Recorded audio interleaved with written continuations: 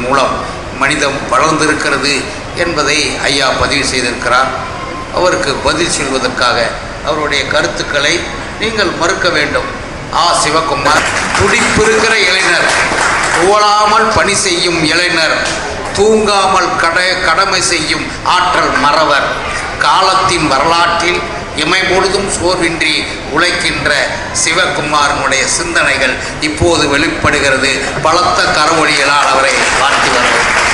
இப்போது ஐயா நீங்கள் பேசலாம். அமிர்தமே ஆறுயிரே, இன்பமே என ஈன்ற உயிரே, ஊனே என்னை ஆளும் ஏகனே, ஐயமில்லா ஒன் தமிழே உனக்கு என் முதல் வணக்கம். தமிழ் புத்தாண்டை முன்னிட்டு சத்தியமித்திரன் செய்தி குழுமம் மற்றும் பேஎஸ்சி நகர பட்டிமன்ற குழுவினர் நடத்தும் இந்த அருமையான தலைப்பிற்கு தீர்ப்பு வழங்க வந்திருக்கும் தொலைக்காட்சி மூலம் உலகில் வாழும் தமிழர் உள்ளங்களிலும் இல்லங்களிலும் குடிகொண்ட ஐயா நடுவர் அவர்களே மற்றும் எதிரணி நண்பர்களே, எனது அணியில் வாதாட வந்திருக்கும் அறிஞர் பெருமக்களே, கீழே அமர்ந்து பட்டிமன்றத்தை ரசிக்க வந்திருக்கும் பல்துறை சான்றோர்களே, ஆன்றோர்களே, உங்கள் அனைவருக்கும் இனிய தமிழ் புத்தாண்டு வாழ்த்துக்கள். உலகிலேயே மிக பெரியது மனிதனின் இதயம். அந்த இதயத்தின் மூலம் மனிதன் இயற்கை மீது செலுத்தும் அன்புதான் மனிதநேயம். பிற உயிர்கள் மீது மனிதன் செலுத்தும் அன்புதான் மனிதநேயம். இன்றைய அவசர உலகில் காலம் போக்கும் போக்கில் மனிதநேயம் என்று ஒன்று இருந்தால்தானே அது தேய்கிறதா வளர்கிறதா என்று நாம் அதை ஆராய முடியும். மனிதநேயம் தேய காரணமே சுயநலம்தான். எனக்கு முன்னால் பேசி சென்ற அன்பு சகோதரர் சொன்னார், தூத்துக்குடியில் ஸ்ரீ வைகுண்டத்தில் வெள்ளம் வந்தபோது சிக்கி தவித்த ரயில் பயணிகளுக்கெல்லாம் ஸ்ரீ வைகுண்ட பொதுமக்கள் உதவினார்கள் என்று சொன்னார். நல்ல விஷயம்தான். ஆனால் இன்னைக்கு காலையில் 6:40க்கு நான் வைகையில் வந்தேன். நடுவர் அவர்களே கொஞ்சம் குறிச்சுக்கோங்க. கஷ்டப்பட்டு ஊனமுற்றோர் இந்த மாதிரி கர்ப்பிணி பெண்கள்லாம் வர்றாங்க. ஆனால் சக ரயில் பயணிக நான் கூட ஒரு 1/4 மணி நேரம் என்னோட இருக்கையை ஒருத்தங்களுக்கு கொடுத்தேன். ஆனால் சக ரயில் பயணிக அதை கண்டு காணாமல் தன்னோட செல்ஃபோன் இருக்கு இல்லையா, அதில் இல்லை வலைதளத்தில் போய் தரைதளத்தில் அமர்ந்து ரசிச்சுக்கிட்டு இருக்காங்க. அப்படி இருக்கும்போது மனிதநேயம் எங்கேயோ ஒரு ஊரில் இது பண்ணிடுச்சின்னு சொல்கிறாரு நம்ம நடுவர் அவர்களே. மனிதநேயம் சகிப்புத்தன்மை இழந்ததால் உலகம் போற்றும் நம் கலாச்சாரத்தின் கூட்டு குடும்பங்களை இழந்து தவித்துக் கொண்டிருக்கிறோம். நடுவர் அவர்களே, கூட்டு குடும்பங்களை இழந்து வசிக்கும் நாம் கூண்டு கிளிகளாக மாறி அடுக்குமாடிகளில் வந்து தஞ்சம் புகுந்துள்ளோம். நம் குழந்தைகள் அவர்களாக வளர விடாமல் அவர்களைப் போல் வர வேண்டும், இவர்களைப் போல் வர வேண்டும் என நாம ஒரு மனக்கணக்கு போட்டு ஆண் குழந்தைகளின் 7 பருவநிலைகளையும் பெண் குழந்தைகளின் 7 நிலைகளையும் மாற்றி அவர்களை மதிப்பெண் எடுக்கும் இயந்திரங்களாக கருதி வளர்த்து கொண்டிருப்பது மனித தேய்வின் உச்சம். ஐயா சொன்னாங்க கொஞ்ச நேரத்துக்கு முன்னாடி, வீட்டுக்கு திண்ணை இருக்கு, அது வந்து மனித நேயத்தை இது பண்ணுச்சு அப்படி சொன்னாங்க. இப்ப திண்ணை இல்லை, அது மனிதநேய தேய்வோட ஒரு அடையாளம் சொன்னாங்க. இது போக அரசாங்கத்தோட இடத்துல ஒரு 3 அடியாவது 2 வீலர் ஸ்லோட்டு போட்டு அதை இடைஞ்சல் பண்ணிடுறாங்க. நடுவர் அவர்களே, இப்போ திண்ணலைன்னா கூட பரவாயில்லைங்கய்யா, இப்போ பெரும்பான்மையான இடங்களில் பண்ணையும் இல்லை. இப்போ பண்ணை விளைநிலங்களை விளைநிலங்களாக மாற்றிக்கொண்டிருக்கிற விளைகிற நிலங்களை விலைக்கு விற்கிற நிலங்களாக மாற்றிக்கொண்டிருக்கிறார்கள். திண்ணை போனால் பரவாயில்லை, பண்ணையை விட்டு விட போகிறார்கள் தமிழர்கள். சில 100 ஆண்டுகளுக்கு முன்னால் மருத்துவம் இலவசமாக இருந்தது. இன்னும் சற்று காலம் கழித்து உணவு இலவசமாக இருந்தது. இவை அனைத்தும் வணிகமயமாக்கப்பட்டது. நாம் ஆளும் சமகாலத்தில் குடிக்க குடிக்கும் தண்ணீர் விலைக்கு விற்கப்படுகிறது. வரும் சமுதாயத்தின் நிலை எவ்வாறு இருக்கும் நடுவர்களே? பசி என்று வருபவர்களுக்கு உணவு வழங்காமல் பங்களாவில் வசித்து என்ன பயன்?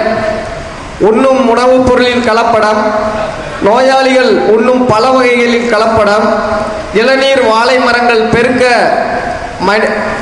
செலுத்தப்படும் ஊசி, பால் பொருட்களின் கலப்படம், இவை அனைத்தும் மனித நேய தேய்வின் எச்சங்கள் நடுவரவர்களே.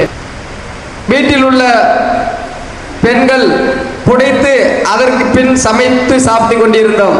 இப்பொழுது சமைக்கும் போதே புடைத்துக் கொண்டிருக்கிறார்கள். இமய முறை சென்று கொடி நாட்டி ஐயா சமைக்கும் போதே என்ன பண்ணிட்டு இருக்கிறாங்க? முதல் படைச்சிட்டு சமைச்சாங்க ஐயா, இப்ப சமைக்கும் போதே படைச்சுக்கிறாங்க. இப்படி ஓஹோ, இப்போ சென்னையிலாங்க ஐயா யாரும் சமைக்கிறதே இல்லை. பூசா வீடுகளில் வந்து சமையல் ரூம் இல்லை. ஒரு காலத்தில் வந்து குக்கிங்னு பேர், சமைக்கிறதுக்கு குக்கிங்னு பேர். இப்போ குக்கிங் எடுத்துட்டு புக்கிங் பண்ணா வீட்டுக்கு சாப்பாடு வந்துடும். அது மாதிரி நிலைமையை உருவாக்கிட்டாங்க. No cooking, only booking. கவரில் வந்து வச்சுட்டு போயிடுறான். அது மாதிரி மாறி போச்சுங்க ஐயா, அதையும் சேர்த்துக்கோங்க. கடல் கடந்து வாணிபம் செய்து பல நாடுகளை வென்று நம் தமிழ் வம்சம் சிறியவர்கள் பப்ஜி கேம், பெரியவர்கள் ஆன்லைன் சூதாட்டம் என்று அடிமைப்பட்டு கிடக்கும் நிலை நம்மளுடைய ஒவ்வொருவருக்கும் மிகவும் மனவேதனையான விஷயம். பழைய காலத்தில் சிவாஜி பாட்டு ஒன்று இருக்கு. ஒரே ஒரு ஊரிலே ஒரே ஒரு ராஜா, ஒரே ஒரு ராணி பெற்றால் 9 பிள்ளை, அந்த 9 ஒன்று கூட உருப்படி இல்லை. இந்த பாட்டு எதுக்கு பாடுறேன் நடுவர் அவர்களே? 9 பிள்ளை பெற்றவங்க தன்னோட தாய் தந்தை வந்து தமது இல்லத்தில் இருந்தால் வசதியாக இருக்காது என்பதற்காக முதியோர் இல்லத்துக்கு அனுப்பும் குழந்தைகள் அதிகம் பெருகி வருவது மிகவும் மனவேதனையான விஷயமாகும் நடுவர்களே. ஐயா ஒரு மாற்றம். 9 பிள்ளைகளை பெற்றும்போது யாராவது ஒரு பிள்ளை சோறு போட்டுச்சு. ஒரு பிள்ளையை பெற்று நிலத்தை விற்று, சொத்தை விற்று, சொகத்தை விற்று பிள்ளைகளை படிக்க வச்சா அது வெளிநாட்டில் இருந்துக்கிட்டு இவங்களை போய் முதியோர் இல்லத்துக்கு அனுப்புகிறார்கள். இந்த காலத்தில் தான் அது நடக்கிறது என்பதை நீங்கள் பதிவு செய்ய வேண்டும். அருகில் உள்ள மனிதனுக்கு உணவு வழங்காமல் தொலைவில் உள்ள கடவுளை எப்படி காணப்போகிறீர்கள் என்று அன்னை தெரசா சொன்னார்கள். அன்றோ உறவுகளை நேசித்தோம், மனித நேயம் வளர்த்தோம். அன்பினை நேசித்தோம், மனித நேயம் வளர்த்தோம். சத்தியம், அன்பு, கருணை கொண்டு இருந்தோம்.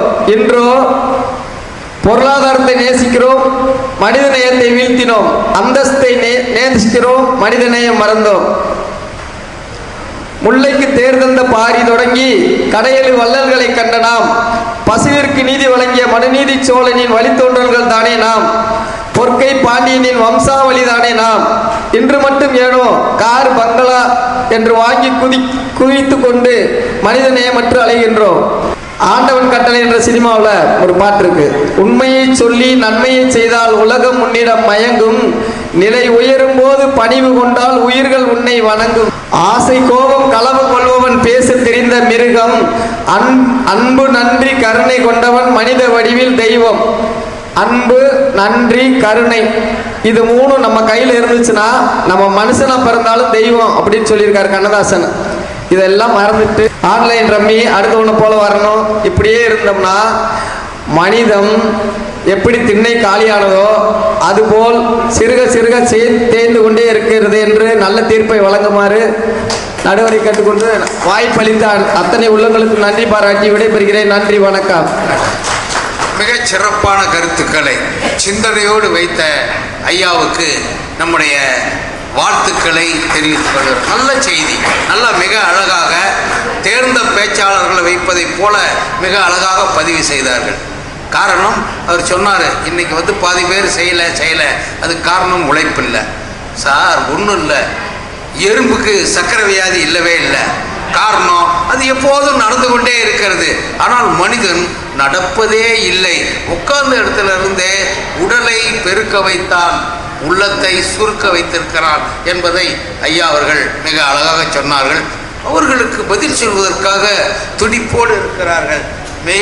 மெய்விழி மீனா ஐடியில் இருந்து ஈரோட்டு பெண்மணி,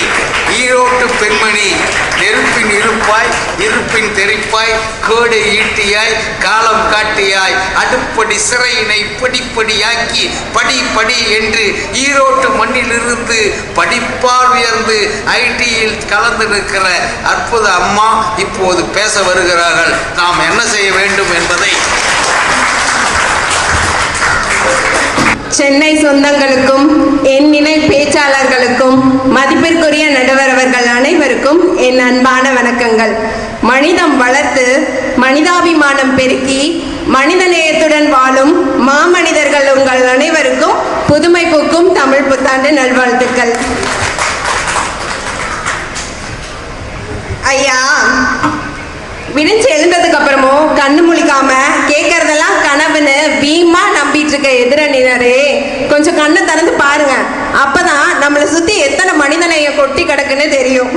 எனக்கு முன்னாடி சிவகுமார் அவர்கள் பேசினாங்க, ரொம்ப நல்லா பேசினாரு. என்ன அவர் ரெகுலரா போற டீ கடையில 1000 ரூபாய் வாக்கியாம நடுவர் அவர்களே.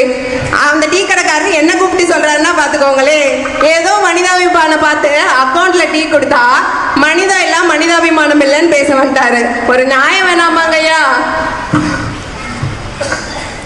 இதுக்கு முன்னாடி குக்கிங் புக்கிங்னு சொல்லிட்டு இருந்தாங்க. கரெக்ட் தான், அப்ப குக்கிங் தான், இப்ப புக்கிங் தான். அன்னைக்கு எங்களோட பெண்கள்லாம் அடுப்படியிலே கடந்து கஷ்டப்பட்டுட்டு இருந்தாங்க. ஆனா இன்னைக்கு வெளி உலகத்துல இருந்து விண்வெளிக்கு போற அளவுக்கு வளர்ந்துருக்காங்கன்னா அதுவே ஒரு பெரிய மனித வளர்ச்சி தானேங்கய்யா. இதை எப்படி மறந்துட்டு பேசுறாருன்னு எனக்கு தெரியல. எனக்கு மிகவும் பிடித்த பாடல் வரி ஒண்ணு, இனம் என பிரிந்தது போதும், மதம் என பிரிந்தது போதும், மனிதம் ஒன்றே தீர்வாகும். இந்த பாடல் வரியில இனம் மதம் மொழின்னு நம்ம வேறுபட்டாலும் இந்தியர் அப்படின்ற ஒற்றை சொன்னால தானேங்க இணைஞ்சிட்டு இருக்கோம். அது கூட பரவாயில்லைங்க. எங்க வீட்டிலலாம் இந்த ரம்ஜான்னு வந்துட்டாலே போதும், இந்த இஸ்லாமிய நண்பர்கள் குஷி ஆகுறாங்களோ இல்லையோ, நாங்க குஷி ஆயிடுவோம்னா பாத்துக்கோங்களே. நோம்பு கஞ்சி என்ன, பிரியாணி என்ன. இந்த எதிரணியில இருக்காங்களே பிரியா அவர்கள், இந்த ரம்ஜான் அன்னைக்கு 3 வேளையும் பிரியாணி சாப்பிட்டு அதை வாட்ஸ்அப் ஸ்டேட்டஸ்ல வேற வைக்கிறாங்க. அது பரவாயில்ல நடுவர் அவர்களே. கேப்ஷன்ல என்ன தெரியுமா, அடுத்த வருஷமும் இதே மாதிரி தாங்க அப்படின்னு அட்வான்ஸ் ரம்ஜான் வாழ்த்துக்கள் வேற சொல்றாங்கன்னா பாத்துக்கோங்களே. இப்பெல்லாம் பண்ணிட்டு இங்க மனிதம் இல்ல மனிதநேயம் இல்லைன்னு பேச வந்துட்டாங்க. என்ன சொல்றது போங்க. அது கூட மனித நேயத்தினுடைய மறுபதிப்பு தான்மா. நபிகள் நாயகம் சொல்றாரு, உன் பக்கத்து வீட்டுக்காரன் பசித்து இருக்க போது நீ உணவு உண்ணாதே என்பதற்காகத்தான் இந்த நோன்பும் ரம்சான் பண்டிகையும் கொண்டாடப்பட்டது. மிக அழகாக சொன்னீர்கள், வாழ்த்துக்கள். தொடர்ந்து பேசுங்கம்மா. கண்டிப்பா கண்டிப்பா. அந்த காலத்துல திண்ணை இருந்துச்சு அப்படிலாம் சொன்னாங்க. இன்னொரு விஷயத்த மறந்துட்டாங்க, அந்த காலத்துல மன்னர் ஆட்சி இருந்ததுங்க. அப்ப மண்ணாசை பொன்னாசை காரணமா போர் நடத்தி மனுஷனுக்கு மனுஷன் அடிச்சுக்கிட்டாங்க. அதனால மனுஷன் மட்டுமா எத்தனை உயிரினங்கள் பாதிக்கப்பட்டுச்சு, அதனால எத்தனை பேர் உயிர் சேதமாச்சு. ஆனா இன்னைக்கு UNO, world health organisation, red cross, blue cross அப்படின்னு மனுஷங்களை பாதுகாக்கிறதும் விலங்குகளை பாதுகாக்கிறதுக்கும் பல அமைப்புகள் இயங்கிட்டு தானே இருக்கு. அப்படி பார்த்தா மனிதன் தேஞ்சிட்டு இருக்குன்னு எப்படி சொல்ல வராங்கன்னு எனக்கு புரியலைங்க. இவ்வளோ ஏன் நம்ம இந்திய அரசியல் சட்டமே என்ன சொல்லுது, 1000 குற்றவாளிகள் தப்பிக்கலாம், ஆனா ஒரு நிரபராதி கூட தண்டிக்கப்படக்கூடாதுன்னு தானே நடுவர் அவர்கள்